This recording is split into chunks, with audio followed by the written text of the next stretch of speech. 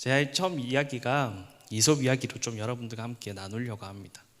어느 날 한 부자인 주인이 자신의 딸이 결혼을 하게 되어지자 이제 막 이 기르던 동물을 막 불러 모으기 시작했습니다.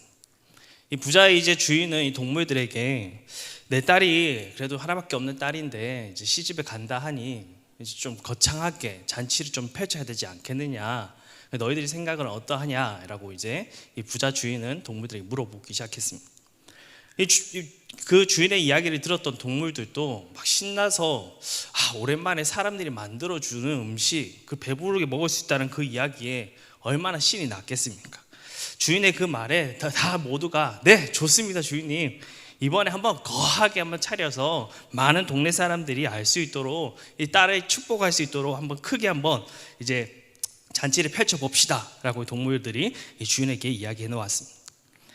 그런데 이제 이 주인이 이 동물들에게 한마디를 던지자 이 동물들이 갑자기 사색이 돌기 시작했습니다.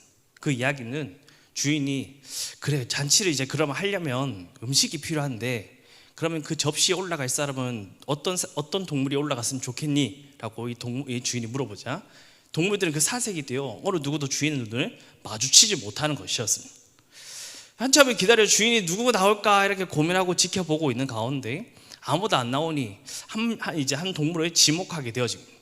그 동물은 바로 거위인데 이 거위에게 거위야 너가 이 우리 딸의 잔치를 너가 좀 화려하게 이렇게 꾸며주면 좋지 않겠니? 너가 올라가면 사람들이 무지 좋아할 거야 라고 하니 이 거위가 얼굴이 시퍼렇게 사색이 되어 아니 주인님, 어떻게 저에게 이럴 수가 있습니까? 저는 주인님에게 매일같이 커다란 이 알을 낳아주는 그런 거위인데 어떻게 나를 잡아먹을 수 있습니까? 라고 이 노발대발하는 거위였습니다. 그래서 이 거위가 자신의 옆에 있는 닭을 치며 주인님, 옆에 이 닭 맨날 새벽마다 울고 자빠지는 이 닭을 잡으면 어떻습니까? 라고 이 거위가 지목하게 됩니다. 그 지목받은 닭은 당황스럽죠. 주인님, 저 새벽마다 한 번은 착각해서 잘못해서 한 번은 울기는 하지만은 그래도 깨워주는 사람은 저밖에 없지 않습니까? 누가 당신 주인님을 깨워줍니까 아침마다? 그래서 이 닭은 이제 자신을 넘겨 양에게 지목하게 되어집니다. 주인님, 저 고집쟁이 말도 안 듣는 저 양 그냥 목 쳐서 다른 사람들이 배부르게 먹을 수 있도록 그렇게 잔치를 베풀어 봅시다 라고 하자 이 양도 그 이야기를 듣자마자 화를 내기 시작합니다.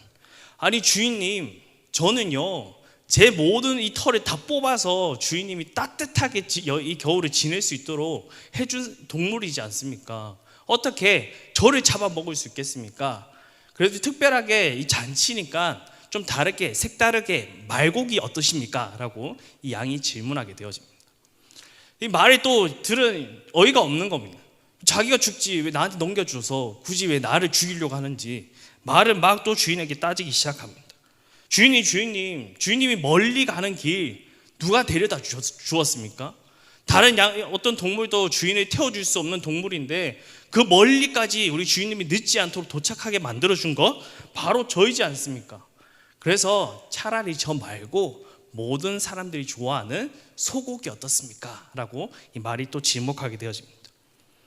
이 또 들은 이 소는 또 어떻죠 여러분? 타고 넘어와서 자기까지 오니 너무 또 화딱지가 납니다. 주인님, 저는요 다른 동물들보다 더 열심히 일하는 동물입니다. 낮이고 밤이고 주인님이 이 논밭이 갈자 하면 저는 가야 되는 동물이고 그 모든 밭을 일구어 나간 것도 저였습니다. 어떻게 다른 동물도 아닌 저를 잡아먹을 생각을 하십니까? 라는 이야기입니다. 오늘 이야기 이 서두가 좀 길었지만 여러분, 먹고 마시는 즐거운 잔치는 모두가 다 동의하고 설렘과 기쁨으로 참여한 자리였습니다. 그런데 이 중요한 것이 여러분 무엇입니까? 즐거워하는 자들은 있으나 아무도 희생하지 않는다라는 것입니다. 여러분 동물의 입장은 무엇입니까? 잔치는 좋은데 희생은 원하지 않는다라는 겁니다. 희생은 부담스러운 것이고 희생하고 싶지 않는 그들의 마음을 이 이솝 이야기를 통해서 우리들에게 들려주는 오늘 내용입니다. 혹시 성도님들 옆에 이거 읽어보신 적 있으신가요? 저희가 목사님이 빌드업을 주제로 다 삼으면서 5가지 이 빌드업을 하자라고 이제 걸어놓게 되었는데, 첫 번째가 성령의 역동적인 예배로 빌드업, 두 번째는 뜨거운 기도로 빌드업, 세 번째는 다음 세대 말씀으로 빌드업, 네 번째는 교제가 풍성한 소급으로 빌드업, 다섯 번째는 헌신된 일꾼으로 빌드업이라는 주제로 총 5가지 건설을 해 나가자라고 이 주제로 저렇게 걸어놨습니다. 혹시 잘 한 번씩 읽어보시나요? 많은 거 1, 2, 3, 4번은 좀 잘 되는 것 같은데 제가 5번은 좀 안 되는 것 같아서 제가 오늘 그 5번의 주제로 오늘 성도님들과 오늘 그 말씀을 좀 나누고자 합니다. 오늘 이 이야기는, 오늘 본문의 말씀은 예루살렘 성전에도 아주 부담스러운 일들이 지금 발생하고 있는 상황이었습니다. 이 느헤미야의 탁월한 지도력으로 그들은 헌신으로 말미암아 그 무너졌던 예루살렘을 성전을 재건하게 되어집니다. 그 기간은 무려 52일 만에 그 성벽이 완전하게 이루어 나간 것을, 기적을 그들이 눈앞에 펼쳐지는 상황을 보게 되어집니다. 그런데 말입니다, 성벽은 다 재건되어졌는데 성벽 안에, 그 안에서 거주할 사람, 그곳에 있어야 할 사람들이 있지 않는다라는 겁니다. 이게 무슨 말이냐면, 집은 잘 지어두고 완성되었는데 그 집안에 아무도 살겠다라고 나서는 사람이 없다라는 것입니다. 교회라고 세워두었는데 예배당 안에 그 교회는 섬기는 사람이 아무도 없다라는 겁니다. 이유는 뭐죠, 여러분? 여러분들이 잘 아시겠지만 예루살렘의 성전은 참으로 화려한 도시였습니다. 다윗이 걸쳐 이 솔로몬을 통해 지어진 이 성전은 그야말로 휘황찬란한 성전입니다. 누가 봐도 진짜 화려한 곳이고, 문화면 문화, 환경이면 환경, 모든 것, 예술성으로 모든 것이 뛰어났던 것이 바로 이 예루살렘 성전이었습니다. 좋은 집에 여러분들 한 번씩 보시면, 혹시 길 가시다가 좋은 집 보면 어떠죠? 나도 저 집에 한번 살아봤으면, 롯데타워 한번 보면서 하나님, 저 집이 내 집이었으면 이 많은 것을 보일 수 있는 집, 좋은 집 얼마나 좋을까라고 생각이 드는 것처럼 예루살렘 성전이 그런 곳이었습니다. 누구 하나 한번 들어가 보고 싶은 곳, 누군가가 한 번쯤은 그곳을 살아보고 싶은 곳이 바로 예루살렘 성전이었습니다. 그런데 이 예루살렘 도시는 이 바벨론의 전쟁에 의해서 그들은 산산조각 모두가 파괴되어진 도시였습니다. 도시 전체가 전쟁으로 해 모든 것이 황폐해져 버렸고 성벽은 무너져 내리고 불타버렸습니다. 그 후 예루살렘이 100년이 넘는 기간 동안 서서히 그 안에 폐허처럼 변해져 갔고, 이스라엘 백성들이 가장 영광스럽게 생각했던, 자랑스럽게 생각했던 그 도시는 말로 버려진 도시가 되어버리고 말았던 겁니다. 바벨론 이 포로 시기를 지나면서 이 느헤미야가 돌아와서 성전을 재건하기까지 총 기간은 160년이라는 시간이 흐르게 되었습니다. 그 기간 동안 160년 동안이나 이 방치되었으니 그 상태는 말로 할 수 없었겠죠. 160년의 시간 동안에 버려진 도시의 모습을 한번 여러분들 상상해 보시면 그야말로 꼬레꼬레 말이 아닌 것입니다. 여러분들도 잘 아시겠지만 이 사람이 거주하지 않는 집, 몇 년이 흐른 집을 보게 되어지면은 그 집은 사람이 살 수 없는 그런 폐허로 바뀌는 것을 우리는 생활 속에서, 우리는 환경을 보며 알 수 있습니다. 이스라엘 백성들이 포로 생활이 끝나고 돌아와 이 예루살렘에 도착해 보니 그들 앞에 보였던 것은 희양찬란했던 예루살렘의 도시는 사라지고 그야말로 참혹한 도시의 모습이었던 것입니다. 그래서 이 바벨론 포로에 풀려나 돌아온 이스라엘 백성들은, 그들은 성 안에 들어가는 것이 아니라 외곽에서 거주하고 살아갔던 것이 이스라엘 백성들이었습니다. 그래서 이 느헤미야를 통해서 이스라엘 백성들과 함께 그 성벽과 성문을 완성되어지게 되었지만, 진짜 자신들이 거주하는 그곳에 들어가야 할 생각이 조차 할 수 없는 그런 곳이기에 어느 누구도 선뜻 예루살렘 성 안으로 이스라엘 백성들은 들어가기를 꺼려했던 것입니다. 여러분들, 이 이스라엘 백성들이 왜 꺼렸는지 몇 가지를 보게 되어지면, 이 성전이 무너진 예루살렘 성전은 그야말로 폐허 상태였고 재건해야 한들 그곳은 취약한 상태로 지금 놓여진 도시입니다. 이곳은 이제 전쟁터가 서로가 빼앗기는 그 전쟁에 있는 지금 이 시대 속에, 이 무너진 그 시대, 포로에서 돌아온 이주민들이 거주하는 그 땅은 그야말로 다른 이방인들에게는 빼앗기기 좋은, 침략하기 좋은 그런 도시에 전락하고 만 것입니다. 여러분들도 아시겠지만 부모로서 자식을 키우는 입장으로 내가 이 치안이 정말 중요하게 생각하는 것이 부모입니다. 그래서 좋은 집에 좋은 환경에 살려고 하는 것은 그런 치안으로부터 우리 자식도 보호하고 좋은 환경에서 키우기 위한 우리는 그런 거주를 찾고 생각하는 것처럼 이스라엘 백성들도 그런 모든 것들이 이 마음속에 걸린 것입니다. 내가 그곳에 이주하게 한들 다른 사람이 침략해 오면 내 가정이 모두가 다시 몰살당하는 상황이 벌어지는 것이고, 까딱 잘못하면 내 가족이 포로에 풀려나 얼마 지나지 않아 다시 포로로 끌려가야 되는 그런 어처구니 없는 상황을 그들은 다시금 생각해야 됐기 때문에 그 위험을 감수하고 그 어느 누군가가 들어가는 것은 생각하지 못했던 것 같습니다. 그리고 그들이 들어가지 않은 이유 두 번째를 생각해 보면 그 안에서 이제 자기들이 원하는 예루살렘 성전에 들어가게 되어지면은 편안한 자기가 생각하는 생활 방식대로 살아갈 수 없는 것이 바로 이 예루살렘 성전 안이었기 때문입니다. 여러분들 아시겠지만 예루살렘 성전이라고 하면 어떠한 곳이죠? 하나님을 예배하는 곳입니다. 그렇다 보니까 예식과 제사가 드려지는 곳이기 때문에 철저한 곳이고 그곳은 항상 깨끗해야 되는 곳이었습니다. 그렇다 보니 그 자신 마음대로 생활하는 것, 이제 편하게 조금 내가 누리고 내 마음대로 살고 싶은 그 마음에 놓여진 그들 앞에는 예루살렘 성이라는 그 들어가는 곳은 다시 억압된 생활, 나에게 그 규칙대로 흘러가야 되는 그 규칙을 만들어 맞춰서 또 가야 되는 이스라엘 백성들에게는 그 모든 것이 불편함이었습니다. 그래서 이스라엘 백성들은 그 불편을 노소하고 이 예루살렘 성전 안에 들어가지 않고 외곽 쪽에 그들이 살 것을 지정하고 살아가고 어느 누구도 들어가지 않으려 했던 이유였습니다. 여러분, 우리 주변에도 이런 일들을 참 많이 보곤 합니다. 그것이 어디가 잘 드러나는 곳인지 여러분들 아시나요? 오늘 이런 사항들이 이스라엘 백성에 놓여진 이 상황, 우리들에게 잘 보여지는 곳, 그 장소가 여러분 어디입니까?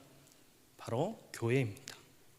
코로나 시대 지나가 이 한국 교회는 성도가 이 교회 안으로 들어오는 것을 꺼려하는 자들이 이제 넘치기 시작했습니다. 오늘 이 교회는 하나님이 주신 몸으로서 서로가 함께 만들어가는 곳임에도 불구하고 이제는 현장의 예배가 아닌 오히려 온라인에 더 부흥이 일어나는 지금 시대를 겪고 있는 것이 바로 이 한국 교회의 모습입니다. 여러분, 온라인에 왜 이렇게 부흥을 하는 걸까요? 내 입맛에, 내 환경에, 내 편안함에 맞춰 예배를 드리는 것입니다. 그래서 내 편함과 내 즐거움에 맞춰진 예배의 형식에 따르는 것이 편하기 때문에 이 온라인 예배가 더욱더 흥행하고 그곳에 더 사람들이 지금 몰려가고 있다는 것. 오늘 우리에게 보내주신 이 교회라는 것은 내 편한 생활, 전략해버린 이 현대의 모습을 보면 안타깝고 오늘 이 이스라엘 백성이 겪고 있는 이 환경이 우리들과 별반 다를 것 없는 그런 모습을 비교하며 우리들이 보여주고 있는 것입니다. 누구도 선뜻 나서는 이가 없을 때가 있습니다. 왜 우리는 이 교회에 와서 우리가 그 공동체 속에 하나님 앞에 나와 이 헌신하는 그 자리를 왜 꺼려 하는 걸까요? 왜 온라인의 예배는 열심히 드리지만 현장에 나와 같이 하나님 앞에 예배드리고 찬양하는 것은 왜 성도들이 꺼리게 하고 나오지 않는 걸까요? 그곳에는 희생이라는 단어가 들어가기 때문입니다. 금쪽 같은 내 시간, 내 물질, 내 에너지 그냥 손들고 나서는 것도 아주 어렵습니다. 열심히 실컷 해도 여러분 어떻죠? 교회 일은 누가 입을 여뭅니다. 누가 그랬더라, 누가 그랬더라, 그 사람이 그랬더라. 그렇게 헌신하려고 노력했던 그 마음이 와르르 무너지는 것입니다. 그것을 경험한 세대는 이제 교회로 들어오는 것을 꺼려하는 것이고 더 이상 그곳에 속해지는 것이 싫어지는 것입니다. 그런데 여러분, 하나님은 오늘 우리 공동체에 불러주신 이유는 분명하게 있고 우리는 모여야 힘써야 할 사람들입니다. 하나님의 이름으로 성령 받은 사람들이 모여 교회라고 불려지는 우리 사람들은 이 공동체 속에서 하나님은 어떠한 모습을 원하실까요? 예수 그리스도의 벌레보다 못한 우리의 못난 인간을 위하여 대속죄의 제물로 인간의 형상으로 이 땅에 내려주셔서 그 죽으심으로 말미암아 구원받은 성도들의 그 부활과 소망과 재림의 기다림을 기다리는 이 성도들은 어떠한 모습을 이 교회를 향하여 지키고 나아가야 하는 것입니까? 오늘 우리는 그것을 고민해 보아야 합니다. 오늘 본문 느헤미야 11장 2절입니다. 한번 다 같이 읽어볼까요?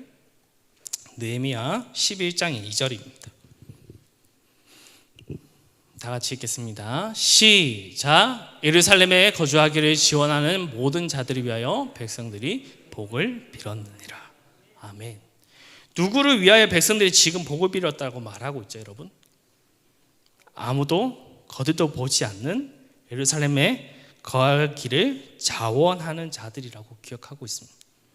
다시 말하면 꺼리끼는 일을 자칭하는, 누구도 가지 않는 것, 누구도 하지 않으려는 그 자리를 희생으로 나아가는 자들을 위해서 이스라엘 백성들이 그들을 향하여 복을 빌어주고 있다라고 말씀하고 있습니다. 이 구절에 등장하는 이스라엘 백성들의 자원하는 자들에게 복을 주실 것을 등장하게 되어지지만, 단편적인 이스라엘 백성들의 복뿐만 아니라 저는 이곳에 바라보고 있는 제 3의 눈이 있다고 생각합니다. 여러분, 그 3의 눈이 누굴까요? 바로 하나님이시죠. 아무도 헌신하려 하지 않는 그 자리, 희생의 자리를 선택하고 그 자리에 자신의 쓰임받기를 소망하는 그들을 보시며, 하나님은 그 누구보다 분명하게 그 모습을 보고 기뻐하실 하나님이시라는 겁니다. 하나님은 우리를 믿음을 가지고 믿음의 사람으로 불러주심으로 그 믿음에서 멈추는 것을 하나님은 말씀하지는 않습니다. 하나님은 그 믿음 속에서 우리에게 분명한 행함이라는 것을 강조하는 그 말씀을 우리들에게 반복적으로 야고보서를 통해서 우리들이 알려주고 있습니다. 한번 볼까요? 야고보서 2장 14절입니다. 다 같이 읽겠습니다. 시작. 내 형제들아, 만일 사람이 믿음이 있노라 하고 행함이 없으면 무슨 유익이 있으리요? 그 믿음이 능히 자기를 구원하겠느냐? 한 가지 더 보겠습니다. 야고보서 2장 17절입니다. 다 같이 읽겠습니다. 시작. 행함이 없는 믿음은 그 자체가 죽음이었더라. 아멘. 하나님은 우리에게 믿음만 주시고 우리에게 성령을 통해서 구원을 주신 그것이 땡이다라고 말하는 것이 아니라, 오늘 너희가 지켜나가는 그 믿음 속에 해야 할 것이 있다라고 말씀하고 있는 것입니다. 오늘 그것이 행하지 않는 그 사람들은 그 믿음조차 너희들이 한번 다시 생각해 보아야 된다라고 말씀하고 있는 것입니다. 오늘 우리 여기 앉아있는 성도님들, 또 우리 가지 성천교회 성도님들은 그 행함이 있는 성도가 되시기 바랍니다. 오늘 이 말씀 중에 우리에게 감동되는 것이 있는데 한번 볼까요? 느헤미야 12장 1절입니다. 12장 1절 다 같이 읽겠습니다. 시작. 백성의 지도자들은 예루살렘에 거주하였고 그 남은 백성은 제비 뽑아 10분의 1은 거룩한 성 예루살렘에 거주하게 하고 그 10분의 9는 다른 성읍에 거하게 하였으며. 아멘. 제일 먼저 지도자들이 어떻게 했다라고 기록하고 있죠, 여러분? 제일 먼저 앞장섰다라고 이야기합니다. 백성들은 10분의 1만 있었지만 그 앞에 앞장섰던 것은 바로 지도자들이었습니다. 이 지도자들은 본연의 모습이 아니겠습니까? 이게 진정한 하나님의 부르신 그 지도자의 모습이 참된 모습이지 않겠습니까? 굳이 아무도 하지 않으려고 하는 그 자리에 먼저 찾아가는 사람들, 자기 희생이 필요한 자리가 있다면 두 손 두 발 다 걷어서 그 자리에 뛰어드는 사람이에요. 그것이 지도자의 역할이고 직분자를 가지고 있는 교회 안에 이루어져야 하는 모습이라는 겁니다. 여러분, 교회 직분은 우리가 어떤 위치의 자리가 아닙니다. 하나님의 섬기는 자리에 증명해 보이는 하나님의 이 교회는 하나님의 그 섬김으로부터 우리는 그것을 증명해 나가는 자들입니다. 그것이 하나님의 나라인 줄 믿습니다. 교회를 이루고 있는 이 공동체가 여러 가지 직분이 있죠. 목사님도 있고 전도사도 있고 사역자들도 있고 장로님도 있고 권사님도 있고 집사님들도 다 있습니다. 이 공동체에서 우리는 그 직분을 주어지는 것은 여러분들 수직 관계라고 생각하십니까? 수평 관계라고 생각하십니까? 여러분, 이거는 신앙생활에서 참 중요합니다. 우리의 주는 직분은 수평입니까? 수직입니까? 우리는 수평 관계입니다. 우리는 목사님이 높고 장로님이 높고 권사가 높고 집사가 높고 사역자가 높은 것이 아닙니다.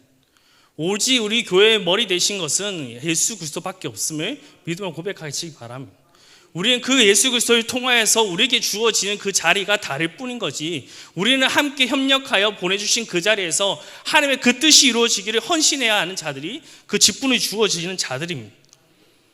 그런데 왜 이들은 다른 사람마다 오늘 저마다 성 안에 그 희생하는 것에 그 직분자들이 나서서 오늘 왜 가려고 하는 자들이 되었을까요? 그 직분자들이 그 누구도 헌신하지 않는 것, 집사나 누구나 권사나 장로나 아무도 행하지 않으려는 그 자리에 가려고 했는 이유는 여러분 무엇이라고 생각하십니까? 그냥 직분을 가지고 있으니까 단순하게 사람들이 조금 내가 그래도 위에 있으니까, 내가 다른 사람보다 좀 교회도 오래 다녔고 권사의 자리에 있으니까, 집사의 자리에 있고 장로의 자리에 있으니까 내가 좀 더 해야지, 안 먹으면 눈치 보여가지고 우리 권사님 또 저렇게 째려보지 않을까, 내가 안 나가면, 그 마음을 가지고 그렇게 나가는 걸까요? 이들은 적어도 예루살렘 성이 어떠한 성인지를 분명하게 아는 자들이라는 겁니다. 예루살렘은 여러분 어떠한 곳입니까? 예루살렘은 하나님의 약속이 있는 자리입니다. 하나님의 축복이 있는 자리고, 메시아의 그 보내심을 통하여서 예루살렘으로부터 시작해서 세상 모든 끝까지 하나님의 복음으로 이루어지는 그 예루살렘 성을, 그들의 약속을, 하나님이 주신 그 계명을 그들은 알고 있었습니다. 그 이 지도자들은 그것을 알기에 이 예루살렘 성을 포기할 수 없었던 겁니다. 여러분, 우리가 하나님 못낸 교회를 섬기는 것도 그냥 어쩔 수 없이 하는 모습이 아니라 이 가젤 성촌교회를 통하여서 하나님이 이루기 위한 뜻이 이곳에 담겨져 있음을 우리 성도님들이 기억하시기 바랍니다. 내 시간을 드리고 내 물질을 드리고 내 젊음을 바쳐서 주님의 몸된 교회를 위하여 희생하며 섬기는 우리 귀한 우리 성도님들 되시기 바랍니다. 그러면 이렇게 희생하고 섬기면 한 가지 잘못된 생각이 우리들에게 막 일어나기 시작합니다. 무엇이 있을까요? 직분을 가졌고 하나님 주신 거 그래 헌신할게 하자, 그렇게 헌신하고 나서 우리에게 참 나쁜 마음이 드는 것이 있습니다. 그것이 무엇일까요? 알아주기 원하죠. 내 희생한 거, 내 노력한 거, 내 물질 들어간 거, 내 지금 여기 모든 것을 쏟아 부었던 것을 사람은 인정받기 원합니다. 여러분, 우리는 그것이 참 중요하지 않죠. 그 희생되는 그 마음이 악한 마음이 더욱더 가게 되어지면 그 마음이 어떻게 변질되는지 여러분도 아시나요? 내 헌신이 들어갔고 내 노력이 들어갔고 내 물질이 들어갔고 내 환경이 들어가면 어느 순간 그 교회의 주인은 하나님이 아닌 본인의 교회가 되어버립니다. 내가 헌신했으니까, 내가 이만큼 노력했으니까, 내가 이만큼 교회에 투자했으니까 그 순간 교회는 세상과 다를 것 없는 그야말로 손가락질 당하는 교회로 전락하고 마는 것입니다. 그런데 여러분, 우리가 그런 희생과 헌신에 우리는 한 가지 중요한 것이 있습니다. 내가 아무도 나에게 바라지 않고 나에게 응원해 주지 않아도, 나의 헌신이 드러나지 않는 일을 하더라도 우리는 그곳에 나를 보시는 하나님이 있다는 사실을 우리 성도님들이 기억하시기 바랍니다. 세상이 기억해 주지 않아도 좋습니다. 사람들이 나의 헌신의 그 자리, 나의 희생의 자리, 마음을 나의 위로해 주지 않아도 우리는 행복할 수 있는 것입니다. 하나님은 이런 공동체 속에 하나님의 우리의 삶을 드렸던 그 시간을 하나님이 기억하시는 분이십니다. 그것이 가장 잘 드러나 있는 것이 히브리서 6장 10절입니다. 히브리서 6장 10절 다 같이 한번 읽어보도록 하겠습니다. 시작. 하나님은 불의하지 아니하사 너희 행위와 그 이름을 위하여 나타낸 사랑으로 이미 성도들을 섬긴 것과 이제도 섬기고 있는 것을 잊어버리지 아니하시리라. 아멘. 하나님이 뭐라 하시죠?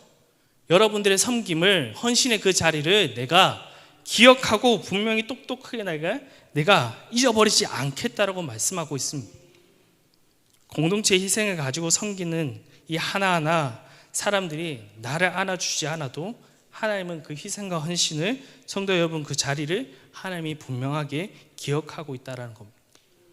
오늘 본문도 그것을 분명하게 우리들에게 이 히브리서 말씀뿐만 아니라 느헤미야 11장에 또 12장에 모든 것을 말해주고 있습니다. 한번 볼까요? 여러분들 제가 읽지 않아도 제가 20초 시간을 드리겠습니다. 느헤미야 11장부터 12장에 등장하는 것이 무엇인지 한번 살펴볼까요? 눈으로 한번 읽어보시겠어요? 20초 동안. 앞에 나오질 않습니다. 앞에 가지고 있는 성경의 느헤미야 11장부터 12장에 걸쳐서 여러분들 한번 눈으로 보십시오. 무엇이 등장하고 있는지.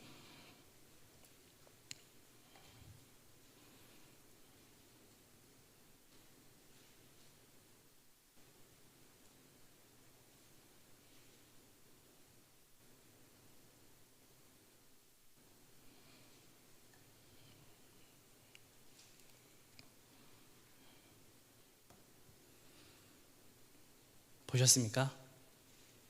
공통점이 뭐죠, 여러분? 11장과 12장에 걸쳐가면서 나열되고 있는 하나님의 공통점이 무엇입니까? 인물입니다. 하나하나 성벽 하나 세웠던 자들, 헌신했던 자들, 누구도 가지 않으려 했던 그 자리를 갔던 사람들을 하나님은 성경을 통해서 분명하게 기록하고 있다라는 겁니다. 하나님은 헌신했던 여러분들의 삶을 기억하는 하나님이신 줄 믿습니다.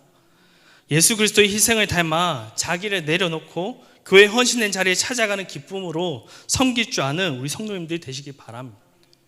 기억하시고 그 인생의 모든 것을 하나님께서는 여러분이 드렸던 희생과 헌신은 하나님이 기억하시고 내가 이때 이 땅에 축복받지 못하더라도 내 후대에도 하나님께서 축복하시라는 그 말씀을 우리 성도님들 기억하시기 바랍니다.